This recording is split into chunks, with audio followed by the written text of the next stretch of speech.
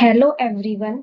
आज हम इस वीडियो में human blood related all types of MCQs को कवर करेंगे। जो इससे पहले हमने टॉपिक्स डिटेल में पढ़े थे, जैसे ह्यूमन ब्लड की composition, blood clotting, ABO blood group system और आरएच सिस्टम। ये हमने सब टॉपिक्स कवर किए थे, तो इनसे रिलेटेड एमसीक्यूज को यहाँ कवर करेंगे।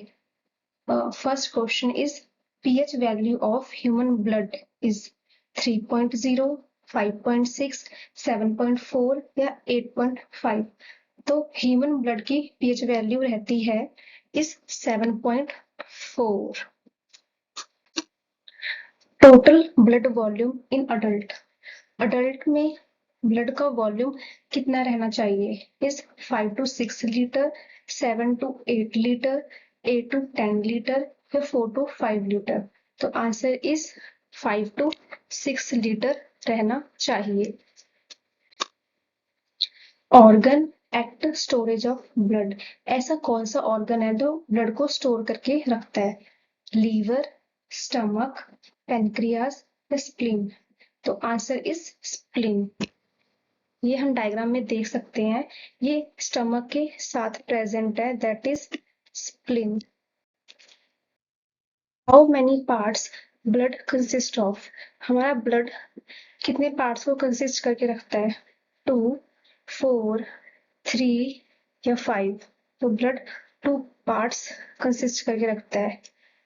जो पार्ट के नेम है वो आगे एमसीक्यूज में आएंगे, तो हम वहां देखेंगे। Liquid part of blood is platelets, plasma, RBCs या डब्ल्यूबीसीज। तो ब्लड में 2 पार्ट प्रेजेंट रहते हैं, एक लिक्विड, दूसरा सॉलिड। तो लिक्विड पार्ट को कहते हैं दैट इज प्लाज्मा। यहाँ डायग्राम में आप देख सकते हैं, तो ये येलो स्ट्रक्चर शो हो रहा है डायग्राम में, ये सारा ये दैट इज प्लाज्मा है। Solid part of blood is, जो ब्लड में सॉलिड पार्ट प्रेजेंट है, कौन सा पार्ट है? फिब्रिन, थ्रोम्बिन, प्लाज्मा या ब्लड कॉर्पसल्स। तो that is blood corpuscles. Blood corpuscles में ही हमारे आरबीसीज, डब्ल्यूबीसी और प्लेटलेट्स आ जाते हैं, जो जिनका की सॉलिड स्ट्रक्चर रहता है। यहाँ देख सकते हैं डायग्राम में, दैट इज ये रेड ब्लड सेल्स है, ये व्हाइट ब्लड सेल्स है, और ये प्रोजेक्शन सी है, that is platelets. When fibrinogen and protein is extracted out of plasma, the remaining plasma is called।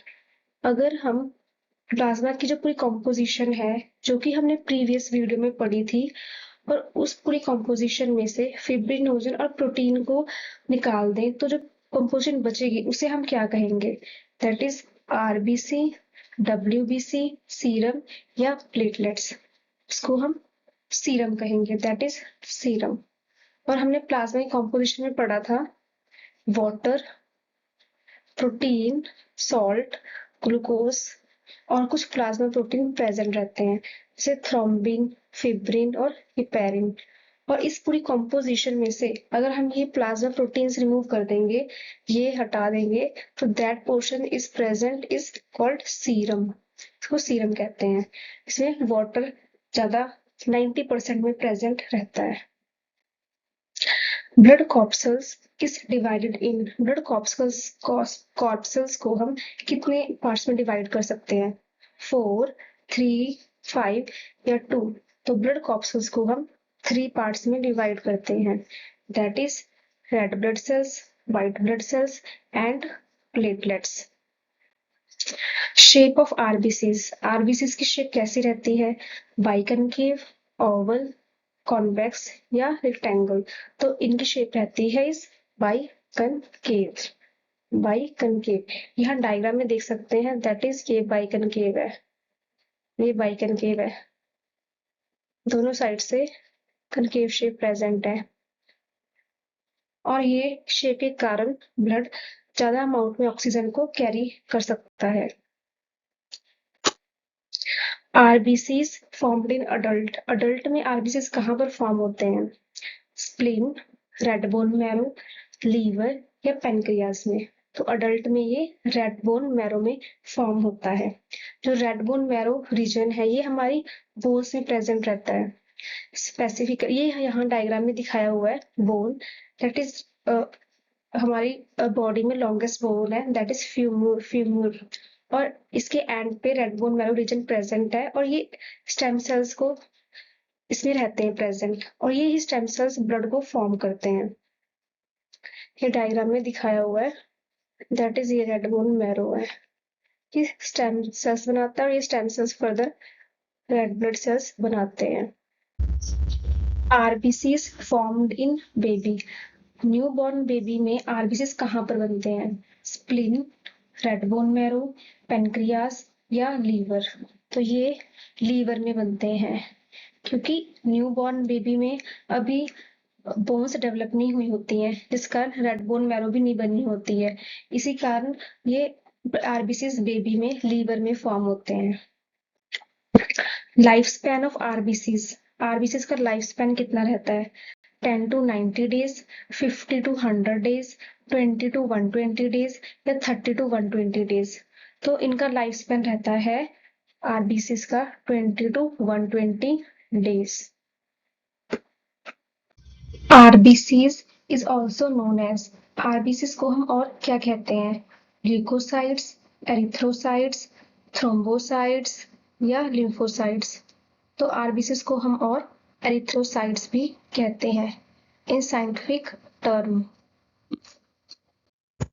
Destruction of RBCs take place, red bone marrow, spleen, liver या both spleen and liver। तो RBCs destroy spleen में भी होते हैं और liver में भी होते हैं, तो both spleen and liver। Type of cells contain hemoglobin, WBCs, RBCs, platelets या lymphocytes। तो answer is RBCs. RBCs cells haemoglobin carry करके रखते हैं। यहाँ हम डायग्राम में देख सकते हैं कि रेड ब्लड सेल्स पर हीमोग्लोबिन मॉलिक्यूल्स प्रेजेंट है और ये हीमोग्लोबिन मॉलिक्यूल्स ऑक्सीजन को कैरी कर रहे हैं लंग से और हमारी पूरी बॉडी के पार्ट्स तक पहुंचा रहे हैं इस ऑक्सीजन को। Iron containing compound in blood is globin, fibrin, haem या हिपेरिन। तो आंसर इज हीम। जो ब्लड में आयरन करके कंपाउंड रखता है that is haem. Platelets are also known as, platelets को हम और क्या कहते हैं? एरिथ्रोसाइट्स, ल्यूकोसाइट्स, थ्रोम्बोसाइट्स या हिपेटोसाइट्स। तो प्लेटलेट्स को हम और थ्रोम्बोसाइट्स भी कहते हैं, दैट इज थ्रोम्बोसाइट्स। आरबीसीज को तो हम एरिथ्रोसाइट्स कहते हैं और डब्ल्यूबीसीज को दैट इज ल्यूकोसाइट्स कहते हैं। तो प्लेटलेट्स को थ्रोम्बोसाइट्स कहते हैं। Disease caused by deficiency of haemoglobin, haemoglobin की डेफिशिएंसी से कौन सा डिजीज होता है? That is haemophilia, anaemia, leukaemia या सिकल सेल डिजीज। तो हीमोग्लोबिन की डेफिशिएंसी से अनीमिया होता है, दैट इज अनीमिया। जो हीमोफीलिया डिजीज है ये तो जीन से म्यूटेशन के कारण होता है कि उसमें ब्लड क्लॉटिंग नहीं हो पाती है और जिसके कारण बॉडी से एक्सेस अमाउंट में ब्लड लॉस होता है। लुकेमिया तो ब्लड कैंसर को कहते हैं। और सिक्कल सेल डिजीज के कारण क्या होता है कि जो ब्लड के सेल्स की शेप है वो सिक्कल सेल हो जाती है, जिसके कारण ऑक्सीजन अच्छे से ब्लड सेल्स कैरी नहीं कर पाते हैं। Number of RBCs is measured by, अब आरबीसीज का नंबर मेजर करने के लिए इंस्ट्रूमेंट कौन सा है? That is anemometer, haemocytometer, barometer या हाइड्रोमीटर। तो the instrument that measure RBCs cells is haemocytometer, that is haemocytometer. WBCs is also known as, हम WBCs को और क्या कहते हैं? ल्यूकोसाइट्स, एरिथ्रोसाइट्स, थ्रोम्बोसाइट्स या लिम्फोसाइट्स। और WBC सेल्स को हम और ल्यूकोसाइट्स भी कहते हैं साइंटिफिक लैंग्वेज में। Life span of WBC is WBC cells का लाइफ स्पैन कितने दिन तक रहता है? 30 to 20 days, 20 to 120 days, 20 to 40 days या 30 to 90 days। तो WBC सेल्स का लाइफ स्पैन 30 to 20 days रहता है। Type of cells absent nucleus, ऐसे कौन से टाइप ऑफ सेल्स हैं ब्लड में प्रेजेंट जिनमें कि न्यूक्लियस एब्सेंट रहता है? RBCs, WBCs, प्लेटलेट्स या प्लाज्मा। तो that type of cells is RBCs जिनमें न्यूक्लियस एब्सेंट रहता है ताकि हीमोग्लोबिन को वो मोर कैरी कर सके और फिर हीमोग्लोबिन ज्यादा अमाउंट में ऑक्सीजन को कैरी कर सके। Ratio of RBCs to WBCs is, कैसे रहता है हमारी बॉडी में प्रेजेंट इनका ratio?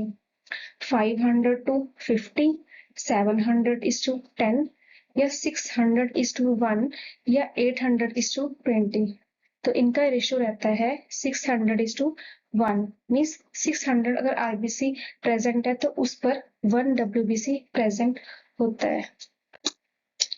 Type of WBC cells present in higher percentage in our body. हमने प्रीवियस वीडियोस में WBC सेल्स की फर्दर टाइप्स डिटेल में पढ़ी थी। तो उन सारे टाइप्स ऑफ सेल्स में से ऐसा कौन सा टाइप ऑफ सेल है जो कि हायर परसेंटेज में हमारी बॉडी में प्रेजेंट रहता है? इज मोनोसाइट्स, लिम्फोसाइट्स, न्यूट्रोफिल या बेसोफिल? तो the answer is neutrophil cell जो सबसे ज्यादा परसेंटेज में प्रेजेंट रहते हैं। Type of WBC cells secrete antibodies. अब इन टाइप ऑफ सेल्स WBC में से कौन से सेल्स एंटीबॉडीज को सिक्रीट करते हैं? इस मोनोसाइट्स, न्यूट्रोफिल्स, बेसोफिल्स या लिम्फोसाइट्स? तो दैट इज लिम्फोसाइट्स जो एंटीबॉडीज को सिक्रीट करते हैं। Type of cells is responsible for clotting of blood. Blood की क्लॉटिंग के लिए कौन सा टाइप ऑफ सेल्स रिस्पॉन्सिबल है? RBCs, प्लाज्मा, WBCs या प्लेटलेट्स? तो इसके लिए प्लेटलेट्स रिस्पॉन्सिबल है। यहाँ डायग्राम में देख सकते हैं, जो ये प्रोजेक्शन शो हो रही है डायग्राम में, दैट इज प्लेटलेट्स। ये प्लेटलेट्स है जो ब्लड की क्लॉटिंग करते हैं इंजरी के टाइम पे, इसके कारण बॉडी से एक्सेस अमाउंट में ब्लड लॉस नहीं हो पाता। Colour of blood is red due to. अब ब्लड का कलर रेड रहता है due to thrombin, cytoglobin, haemoglobin या ऑल ऑफ द अबव। तो आंसर इज हीमोग्लोबिन। इसके कारण ब्लड का कलर रेड रहता है। The process of red blood cell production. अब रेड ब्लड सेल्स की प्रोडक्शन जिससे होती है उस प्रोसेस को हम क्या कहते हैं? इस पॉलीसाइथीमिया, एरिथ्रोपोइसिस, हीमोटोपिनिया या हीमोलाइसिस? तो इसे हम एरिथ्रोपोइसिस कहते हैं। Erythro means red blood cells, poiesis means formation, तो इसे एरिथ्रोपोइसिस कहते हैं। Type of cells affected in dengue, malaria और चिकनगुनिया। अब डेंगू, मलेरिया और चिकनगुनिया के टाइम पे कौन से सेल्स हमारी बॉडी के अफेक्ट हो जाते हैं? इस प्लाज्मा, प्लेटलेट्स, RBCs या WBCs? तो प्लेटलेट्स अफेक्ट हो जाते हैं इस टाइम पे। डेंगू, मलेरिया या चिकनगुनिया के टाइम पे प्लेटलेट्स का नंबर काफी कम रह जाता है। Carbon dioxide combines with hemoglobin to form, जब कार्बन डाइऑक्साइड हीमोग्लोबिन से कंबाइन हो जाए तो वो क्या फॉर्म करता है? इस कार्बोक्सी हेमोग्लोबिन या ऑक्सी हेमोग्लोबिन, मिथाइलोग्लोबिन या हाइड्रोग्लोबिन? तो इस carboxy haemoglobin. Answer is carboxy haemoglobin. और अगर ऑक्सीजन के साथ कंबाइन कर जाए इस oxy haemoglobin. Clotting of blood is known as. अब हम ब्लड को क्लॉटिंग को और हम क्या कहते हैं? ऑस्मोरेगुलेशन, थर्मोरेगुलेशन, कोएगुलेशन या नन ऑफ दीज? तो क्लॉटिंग ऑफ ब्लड को हम और कोएगुलेशन कहते हैं। इस coagulation. Plasma protein is involved in coagulation of blood. Plasma protein जो ब्लड की क्लॉटिंग में इन्वॉल्व होते हैं वो कौन से हैं? एल्बुमिन, ग्लोबुलिन, फिब्रिनोजन या अमाइलेज। तो हमने पीछे प्लाज्मा की कॉम्पोजिशन पढ़ी थी, उसमें प्रोटीन्स भी पढ़े थे। उन प्रोटीन्स में से कौन से प्रोटीन है जो ब्लड की क्लॉटिंग में इन्वॉल्व होते हैं, हेल्प करते हैं?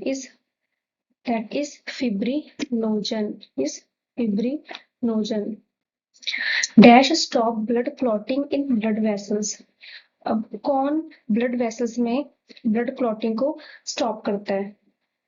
सेरोटोनिन, फिब्रिनोजन, हिपेरिन या फिब्रिन? दैट इज हिपेरिन, जो ब्लड वेसल्स में ब्लड क्लॉटिंग को स्टॉप करता है। नहीं तो ऐसे तो हमारे बॉडी में ब्लड फ्लो कर रहा है तो अंदर भी क्लॉटिंग होनी रहेगी, but that is not good, क्योंकि ब्लड फ्लो के कारण काफी सारे फंक्शंस हो पा रहे हैं अंदर, ये जैसे ट्रांसपोर्ट हो रहे हैं मटेरियल, हार्मोन और ऑक्सीजन या कार्बन डाइऑक्साइड एक बॉडी पार्ट से दूसरे बॉडी पार्ट में ट्रांसफर हो रहा है। तो वो इसी पैरिन के करके ही हो पाता है कि ये क्लॉटिंग को अंदर ब्लड वेसल्स में स्टॉप करके रखता है। Clumping of blood is known as clotting, mutation, agglutination या glutathione।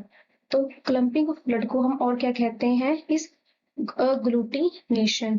अग्लूटिनेशन। सपोज किसी पर्सन की बॉडी में ये एंटीजेंस प्रेजेंट है, जैसे डायग्राम में दिखाएगा ये एंटीजेंस प्रेजेंट है, पर उसको हमने ऑपोजिट वाली एंटीबॉडी दे दी है जो कि इसको रिक्वायर्ड नहीं है, उसको ऑपोजिट एंटीबॉडीज दे दी गई है, तो क्या होगा? अग्लूटिनेशन या क्लम्प फॉर्मेशन हो जाएगा ब्लड में। मींस जो एंटीबॉडीज है वो उसके ब्लड सेल्स पे जो एंटीजेंस प्रेजेंट है उसके साथ बाइंड कर जाएंगे और क्लम्प फॉर्म कर देंगे, एक अ, अ, एक गुच्छा सा बन जाएगा, क्लम्प फॉर्म हो जाएगा, और ये एंटीबॉडीज फिर रेड ब्लड सेल्स को किल कर देंगे, दैट इज हीमोलाइसिस कर देंगे। The vitamin essential for clotting of blood. और क्लॉटिंग ऑफ ब्लड के लिए कौन सा विटामिन रिस्पॉन्सिबल है? Vitamin A, vitamin B, vitamin C या विटामिन के? तो इसके लिए vitamin K is responsible for clotting of blood.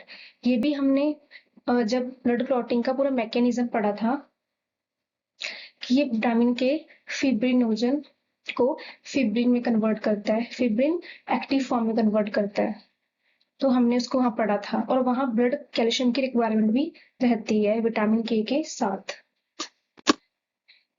Composition of serum is, serum की कंपोजिशन क्या रहती है? प्लाज्मा प्लस आरबीसीज प्लस डब्ल्यूबीसीज plus platelets, plasma minus fibrinogen, plasma plus fibrinogen plus heparin या प्लाज्मा प्लस फिब्रिनोजन। तो serum की composition रहती है दैट इज प्लाज्मा में माइनस फिब्रिनोजन। जो प्लाज्मा है इसमें अगर हम ये फिब्रिनोजन प्रोटीन को निकाल देंगे जो बच जाएगी composition is that is serum. Type of WBCs which first come into action during injury। अब WBCs की ऐसे कौन से टाइप ऑफ सेल्स हैं जो इंजरी के टाइम पे सबसे पहले आके एक्शन करते हैं, अपना रोल प्ले करते हैं? That is neutrophils, eosinophils, basophils या ऑल ऑफ द अबव? तो that is neutrophils. Cells is neutrophils. ये हमारी बॉडी में रहते भी मोर अमाउंट में है, और जब इंजरी होती है सबसे पहले यही टाइप ऑफ सेल्स आते हैं। Largest cells of all types of leukocytes. अब सारे ल्यूकोसाइट्स के जो टाइप्स हैं उनमें से लार्ज साइज का कौन सा सेल रहता है? लिम्फोसाइट्स, बेसोफिल्स, मोनोसाइट्स की आयोसिनोफिल्स। हमने ये प्रीवियस वीडियो में पढ़ा था, दैट इज WBCs के टाइप्स। ये यहाँ डायग्राम में भी जो शो किए हुए हैं, न्यूट्रोफिल, आयोसिनोफिल, बेसोफिल, मोनोसाइट्स और लिम्फोसाइट्स। इन सभी टाइप ऑफ सेल्स में से कौन से type of cells large size रहता है सेल का? That is monocyte, monocytes cells का साइज सबसे लार्ज रहता है। Cells are non phagocytotic in action. इन्हीं सारी सेल्स में से कौन सी cell non phagocytotic in nature रहते हैं? मोनोसाइट्स, लिम्फोसाइट्स, न्यूट्रोफिल या आयोसिनोफिल। तो non phagocytotic is lymphocyte sales, lymphocyte sales, क्योंकि ये एंटीबॉडीज को सिक्रीट करते हैं हमारी बॉडी में फॉरेन सब्सटेंसेस के अगेंस्ट। Cells are phagocytotic. तो फैगोसाइटोटिक कौन से सेल रहते हैं? मोनोसाइट, न्यूट्रोफिल, बेसोफिल या बोथ 1 and 2, मीन्स मोनोसाइट्स भी एंड न्यूट्रोफिल्स भी। तो right answer is fourth one, that is both 1 and 2, monocytes and neutrophils.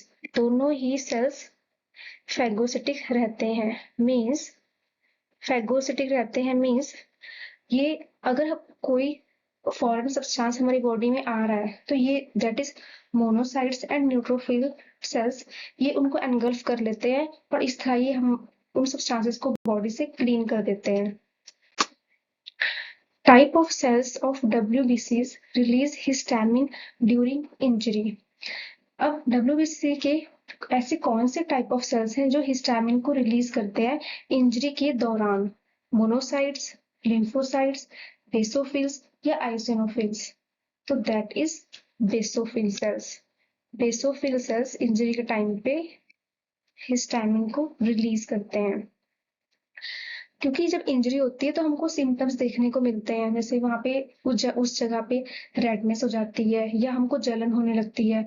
तो वो सिम्टम्स ये जो बेसोफिल सेल्स है ये हिस्टामिन रिलीज कर रहे हैं, इसी के कारण देखने को मिलते हैं।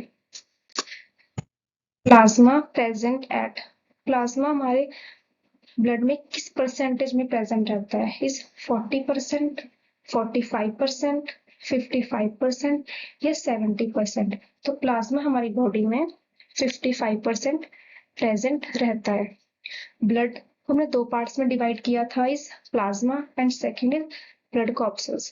प्लाज्मा 55%, तो remaining 45% is blood corpuscles present रहते हैं। Normal blood pressure in healthy person, healthy person में नॉर्मल ब्लड प्रेशर कितना रहता है? इज 120 100 mmHg, 110 90 mmHg, 120 80 mmHg या 120 60 mmHg? तो answer is 120 80 mmHg। 120 means is systole pressure, 80 is diastole pressure। Systole means कि arteries में वो प्रेशर रहता है हार्ट बीट के टाइम पे, तो 120 वो आर्टरीज का प्रेशर है जो हार्ट बीट के टाइम पे रहता है, और 80 ये जब हार्ट बीट रिलैक्स करती है, ये वो प्रेशर है, that is 80। Main function of blood is control body temperature, transport, clotting of blood या ऑल ऑफ द अबव। तो ब्लड के मेन फंक्शन क्या रहते हैं? ये सारे ही रहते हैं, that is all of the above. एक बॉडी टेम्परेचर को भी कंट्रोल करता है, ट्रांसपोर्ट भी करता है गैसेस जैसे oxygen, carbon dioxide, digestive material, hormones का, और ब्लड को क्लॉट फॉर्मेशन में भी हेल्प करता है। Type of WBC sales produce heparin. अब WBC सेल्स के कौन से टाइप ऑफ सेल्स हैं जो हिपैरिन को प्रोड्यूस करते हैं? मोनोसाइट्स, लिम्फोसाइट्स, बेसोफिल या आइसिनोफिल? दैट इज बेसोफिल्स जो हिपैरिन को प्रोड्यूस करते हैं। अभी हमने पीछे एमसीक्यूज में देखा था हिपैरिन ब्लड क्लॉटिंग को स्टॉप करता है इन ब्लड वेसल्स, और एक और फंक्शन करता है बेसोफिल सेल्स। ये बेसोफिल सेल्स हिपैरिन को भी प्रोड्यूस करते हैं, और ये पीछे देखा था हमने हिस्टामिन को भी रिलीज करते हैं, जिसके कारण इंजरी के टाइम पे हमें इचिंग या रेडनेस या जलन सी होती है। Platelets is also called as erythrocytes, leukocytes, thrombocytes या platelets। तो प्लेटलेट्स को हम और थ्रोम्बोसाइट्स भी कहते हैं, दैट इज थ्रोम्बोसाइट्स। ये यहाँ डायग्राम में देख सकते हैं, ये प्रोजेक्शन लाइक स्ट्रक्चर जो प्रेजेंट है इज प्लेटलेट्स या thrombocytes. Other name of blood cancer is anaemia, leukaemia, polycythaemia या हीमोपोइसिस। तो answer is leukaemia. Leukaemia disease में ऐसे ब्लड सेल्स देखने को मिलते हैं। Type of blood cells provide protection against diseases. ऐसे कौन से ब्लड सेल्स के टाइप हैं जो हमको डिजीजेस से प्रोटेक्ट करते हैं? That is WBCs, RBCs, platelets या प्लाज्मा। तो इस आंसर इज WBCs। WBCs में ये टाइप्स प्रेजेंट रहते हैं, ये सारे टाइप्स, और ये सभी हमको डिजीज से प्रोटेक्ट करके रखते हैं। Formation of blood clot with in blood vessels. अगर ब्लड क्लॉट ब्लड वेसल्स में ही फॉर्म हो जाए तो उस प्रोसेस को क्या कहते हैं? इस थ्रोम्बोसिस, एरिथ्रोपोइसिस, पॉलीसाइथीमिया या नन ऑफ दीज। तो उसे थ्रोम्बोसिस कहते हैं, that is thrombosis.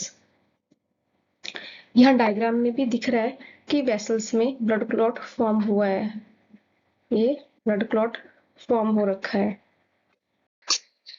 Who discovered human blood? Aristotle, Charles Darwin, Karl Landsteiner या Robert Hooke? That is answer is Karl Landsteiner discovered human blood. Aristotle को हम father of biology या father of zoology कहते हैं। Charles Darwin ने theory of evolution दी थी, और रॉबर्ट हुक ने जो सेल टर्म है ये क्वाइंट किया था, जो कि इसने कॉर्क सेल्स को माइक्रोस्कोप में कॉम्प्लेक्स स्ट्रक्चर इसने देखा था, तो इसने सेल टर्म को क्वाइन किया था वहां से रॉबर्ट हुक ने। तो right answer is Karl Landsteiner. Blood has only antigen A. जिस ब्लड के पास एंटीजन ए रहता है वो कौन सा ब्लड ग्रुप है? इस ए, बी, AB या O? तो जिस ब्लड के पास एंटीजन ए प्रेजेंट रहता है इस ए।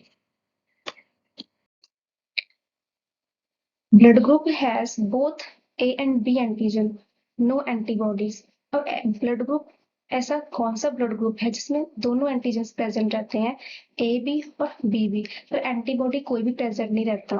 दैट इज वो A है, B है, AB है या O है? इस AB। ये भी हमने इससे प्रीवियस वीडियो में अच्छे से डिटेल में पढ़ा था कि जिस पर्सन के पास जो ब्लड ग्रुप रहता है वो ही एंटीजन प्रेजेंट होते हैं। जैसे अगर ए बी एंटीजन प्रेजेंट है ब्लड में तो ब्लड ग्रुप होगा A B. Blood group has no antigen but have both antibodies A B and B B. Blood group is A होगा, बी, ए बी या ओ। यहाँ कोई एंटीजन प्रेजेंट नहीं है बट एंटीबॉडी दोनों प्रेजेंट है, तो इस ओ। जिसे मैंने बताया था कि इसे जीरो भी कहते थे, वो इसलिए क्योंकि इसमें कोई भी एंटीजन प्रेजेंट नहीं रहता, तो अब यहाँ से ऐसे समझ सकते हैं, दैट इज ओ। इसमें कोई एंटीजन प्रेजेंट नहीं रहता।